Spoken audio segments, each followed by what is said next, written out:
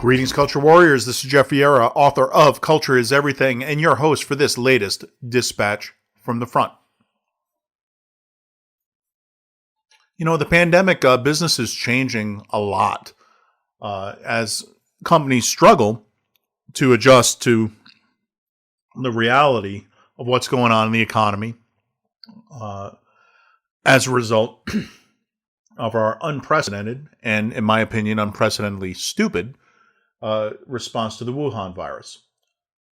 Let's look at how one of these companies is doing today. A company you're probably familiar with called Kohl's. Kohl says its Amazon partnership is teaching the retailer a lot about its own stores, especially amid the coronavirus epidemic.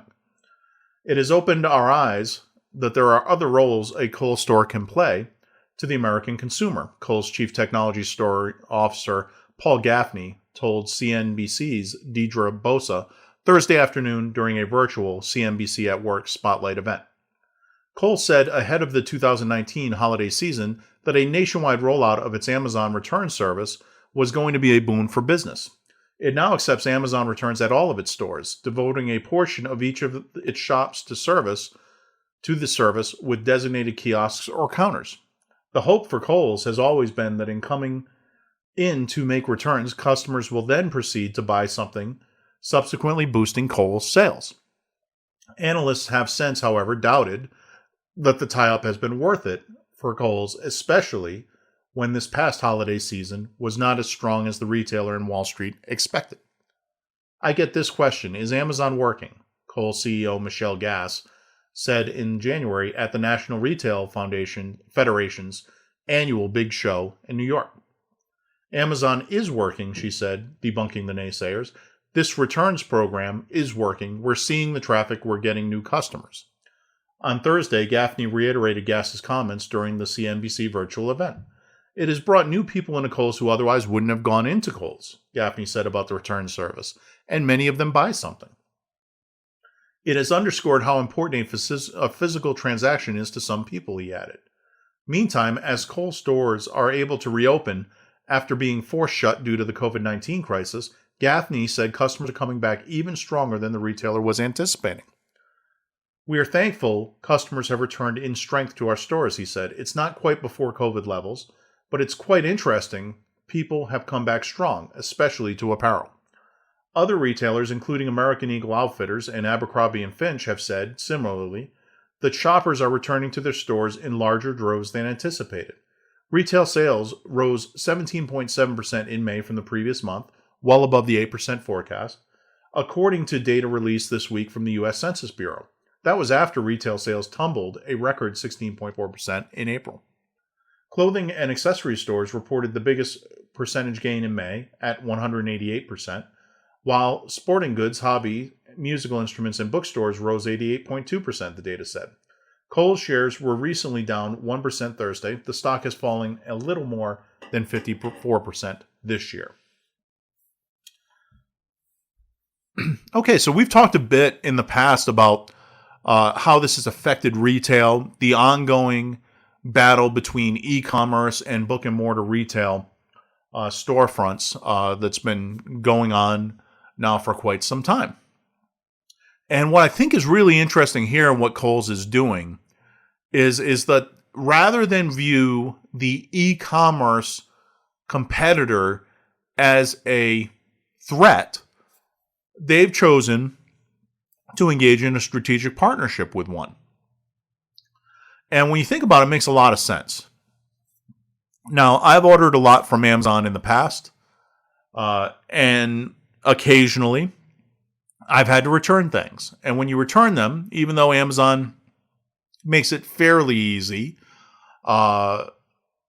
you still wind up having to find a UPS store. There's not one near me very closely. Anyway, I have to go about 10 or 12 miles to the next town over in order to find one which will accept Amazon's QR-coded labels to return.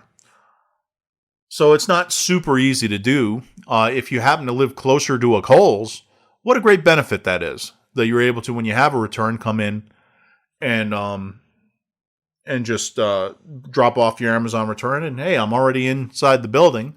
Why not take a look around Kohl's? Kohl's always generally has something that some family can use. Very reasonably priced. It's typically a good shopping experience as well. So here's a way to turn the e-commerce revolution to a bit of advantage for the brick and mortar. It makes a lot of sense. And it says something about Kohl's that they were looking at this. They didn't take the lens of purely from, hey, what's the impact to our business going to be? But rather they looked on it as, hey, how can we enhance the customer experience? How can we give our customers something extra that will bring in potentially new customers to our stores? That kind of thinking is generally going to do well coming out of this crisis, I predict. You have to start looking at it not just in terms of trying to protect the status quo. The status quo is gone. And it may not come back. So you have to look at it as, what opportunities do we have today to better serve our customers, generate more value, and therefore generate more revenue for this business? And I think Kohl's is one company that's clearly embracing that value of innovation and customer experience that's going to be so important going forward. Coming out of the pandemic, it's a good gut check time for all companies to take a look at their values and to recast, reprioritize, replace values as needed as we go forward. Even if your company's purpose has not changed from the pre-Wuhan virus days to now, you still have to kind of realistically assess the environment you're in and scrub those values once again.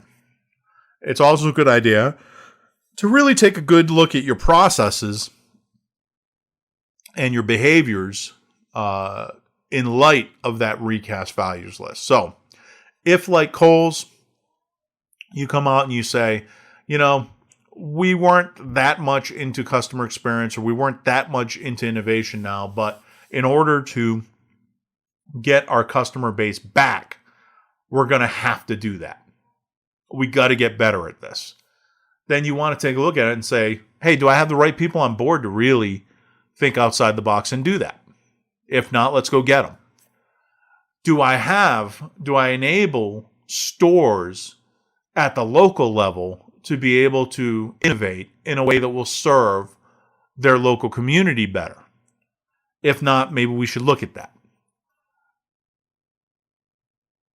What customer demographic are we really looking to serve here? We talked in previous podcasts about some retail companies that were really focused on some primary demographics. And you have to make a decision. Am I going to just serve that slice of the population and continue to find ways to innovate and be, better serve my base? Or am I going to extend beyond my base? And, how do I do that? What do I need to offer in order to make that happen? Kohl's example here is a great idea in that, generally speaking, I would believe that Kohl's demographics for customers tends to trend a little older. A lot of these people, because of the pandemic, have started dipping their toe in e-commerce in ways that they hadn't before because the brick and mortar stores were closed. But there's also a segment of the populace out there who very rarely set foot in a brick and mortar store. And if you give them a reason to do so while they're out and about doing their other errands, you can snap some business from them.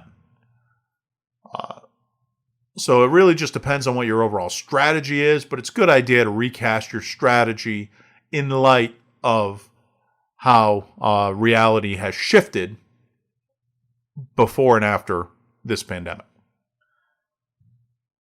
Have a great day.